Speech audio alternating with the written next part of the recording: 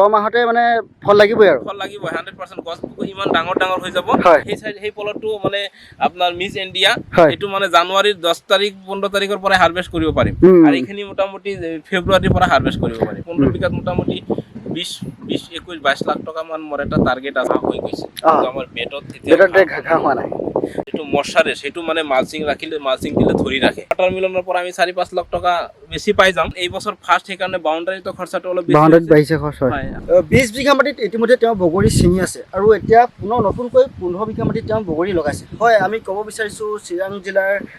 প্ৰগতিশীল কৃষক আকবৰ আলী দাদাৰ কথা আপোনালোকে দেখিব পাইছে এটা বিস্তৃত এলেকাত তেওঁ পুনৰ বগৰী খেতি লগাইছে আৰু স্ক্ৰীণত মই দেখুৱাইছোঁ আপোনালোকে তেওঁ ইতিমধ্যে 20 বিঘা মাটিত তেওঁ যি বগৰী ছিঙি আছে আপোনালোকে স্ক্ৰীণত দেখিছে তাৰ পাছতো তেওঁ ইয়াত এটা বিস্তৃত এলেকা 15 বিঘাকৈ মাটিত তেওঁ বগৰী খেতি লগাইছে আৰু লগতে তেওঁ ইণ্টাৰক্ৰপিং পদ্ধতিৰে কি কৰিছে তেওঁ তৰমুজৰ খেতি কৰিছে আমি বগৰীত এটা ভাল মাৰ্কেট পাইছোঁ হয় অলৰেডি আমি মানে বগৰী ইমানখিনি বগৰী যে কৰিছোঁ আমি চেল কৰাটো কোনো প্ৰব্লেম নহয় আমি ঘৰৰ পৰাই মানুহ বেপাৰীবিলাকে লৈ যায় আৰু সৰু সৰু বেপাৰীবিলাকে লৈ যায় তাৰমানে আমি বগৰীত মানে বহুত এটা ইণ্টাৰেষ্ট পাইছোঁ মানে আমাৰ মানে যিহেতু একচুৱেলি মানে বগৰী সবাই নকৰে মানে যদি কৰে বহুতখিনি পইচা ইনকাম কৰিব পাৰে কিন্তু নকৰাৰ কাৰণে আমিয়ে মানে সবেই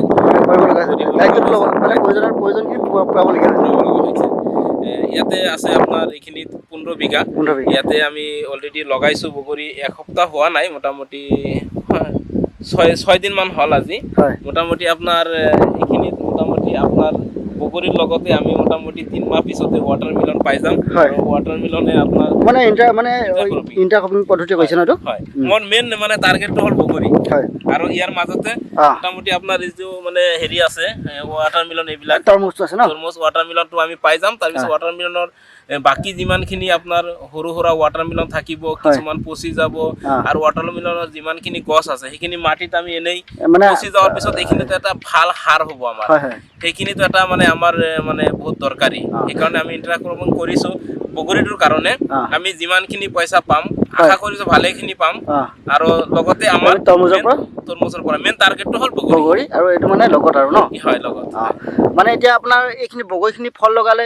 সময়খিনিত মানে এইখিনি আপুনি তাৰ পৰা পইচা পাই যাব আমি বগৰীটো আমাৰ মোটামুটি ধৰক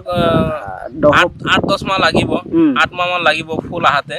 হাৰভেষ্ট কৰাতে মোটামুটি 10-11 মাহ লাগিব আৰু আমি 3 মাহতে ৱাটাৰ মিলন পাই যাম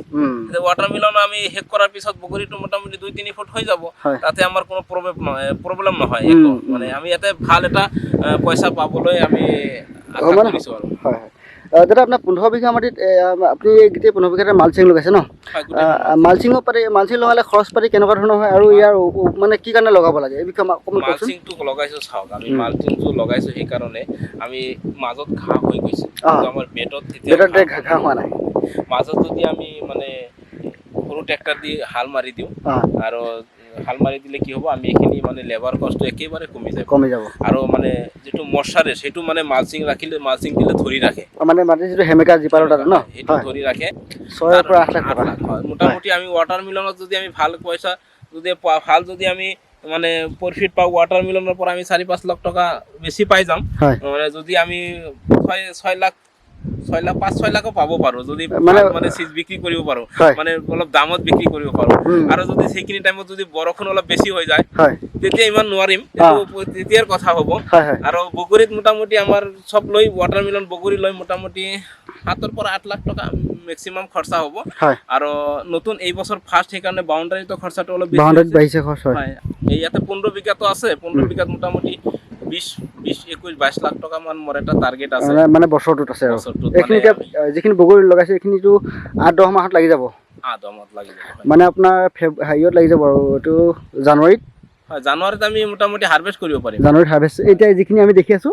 এইখিনি মানে জানুৱাৰীত হাৰভেষ্ট কৰিব পাৰিব জানুৱাৰীত সেই পলটো মানে আপোনাৰ মিছ ইণ্ডিয়া এইটো মানে জানুৱাৰীৰ 10 তাৰিখ 15 তাৰিখৰ পৰা হাৰভেষ্ট কৰিব পাৰিম আৰু এইখিনি মোটামুটি ফেব্ৰুৱাৰীৰ পৰা হাৰভেষ্ট কৰিব পাৰিম মানে 8-10 মাহতে মানে 10 মাহতে মানে ফল লাগিবই 100% গছ ইমান ডাঙৰ ডাঙৰ হৈ যাব আৰু আপোনাৰ ইয়াতে আৰু বহুত কাম আছে ইয়াতে আৰু 2-2.5 লাখ টকা খৰচা আছে ইয়াতে আপুনি খুঁটি দিব লাগিব ওপৰত নেট দিব লাগিব তাৰপিছত বাঁহ বান্ধি জাংলা দিব লাগিব যেটো মানে হয় যাতে গছবিলাক যাতে ভাঙি নপৰে ইয়াতে মানে এতিয়া বাৰু কাম নাই মোটামুটি 2 মাহ 3 মাহ পিছতে আমি মেইন কামটো কৰিম এতিয়া মানে আমাৰ বহু কৃষকে এতিয়া 5-6 লাখ টকা আপোনাৰ এতিয়া এনেকৈ খৰচ কৰিলে কৃষি ক্ষেত্ৰত বহুতে ভয় কৰে কিন্তু এতিয়া মানে আপোনাৰ অভিজ্ঞতাৰ পৰা এতিয়া আপুনি 20 বিঘা আছে অলৰেডি তাৰপিছত আকৌ এতিয়া 15 বিঘা লগাইছে তাৰমানে ঘটনা হ'ল কি আমি ৰিস্ক ল'বলৈ এতিয়া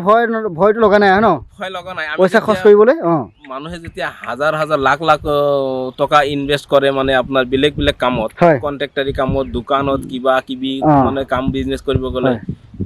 ইয়াতে যদি ইনভেষ্ট কৰিব পাৰে আমি মানে মাটিটো হ'ল খাটি আমি এটা বাংলা ভাষাত ক'ব গ'লে মাটিটো হ'ল মানে আমাৰ কাৰণে মানে বহুত মানে খাটি হয় খাটি বা সোণৰ নিচিনা আৰু কি যে আমি যদি ইয়াত ইনভেষ্ট কৰোঁ মানে সততা সহিত আমি যদি ইনভেষ্ট কৰোঁ পৰিশ্ৰম যদি কৰোঁ মাটিয়ে আপোনাক দোকান নিদিয়ে কেতিয়া গছে আপোনাক মানে কেতিয়াও দোকান নিদিয়ে মানে এইটো এটা বিশ্বাস আছে BA পাছ কৰি MA পাছ কৰি মানে আমি কৃষক হ'ম ধান ৰুই দিম গাত কাত লাগি যাব সেইখিনি ভাবি মানে মানুহে লাজ পাই নাহে কিন্তু ইয়াত মানে যিখিনি লুকাই আছে ন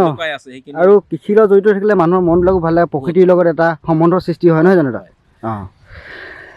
ধন্যবাদ দাদা আপোনাৰ কথাখিনি পাতি ভাল লাগিল বহুখিনি গুৰুত্বপূৰ্ণ কথা ক'লে আৰু ধন্যবাদ থাকিল কৃষি জাগৰণ অনুষ্ঠানে ইমান দূৰৰ পৰা আহি মই তাতে অহাৰ কাৰণে আপোনালোকক ধন্যবাদ জ্ঞাপন কৰিছোঁ